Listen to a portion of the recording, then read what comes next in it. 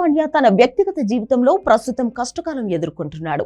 ప్రేమించి పెళ్లి చేసుకున్న నటాషాతో హార్దిక్ బంధం 4 ఏళ్లకే ముగిసిపోయింది.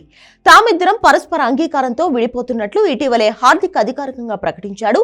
దీంతో కొడుకు అగస్త్యను తీసుకుని నటాషా తన స్వదేశం సెర్బియాకు వెళ్లిపోయింది. అయితే అగస్త్యను ఆమె బలవంతంగా తీసుకెళ్లిందన్న వార్తలు వినిపిస్తున్నాయి. ఎయిర్పోర్ట్ లోపలికి వెళ్తున్నప్పుడు హార్దిక్ కొడుకు ఏడుస్తూనే ఉన్నాడు. అగస్త్యకు తండ్రితోనే ఉండడం ఇష్టంగా ఉందనే అభిప్రాయం వ్యక్తమవుతోంది.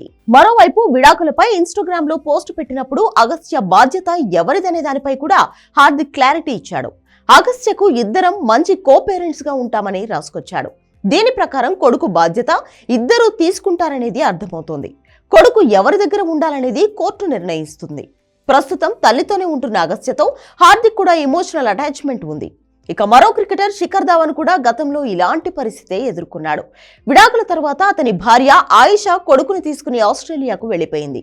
కొడుకుతో వారానికి ఒకసారి వీడియో కాల్, సమ్మర్ వెకేషన్ లో ధవన్తో గడిపేలా కోర్టు ఆంక్షలు విధించినప్పటికీ ఆయిషా మాత్రం వాటిని పట్టించుకోవడం లేదంటూ ధవన్ పలు సందర్భాల్లో ఆవేదన వ్యక్తం చేశాడు.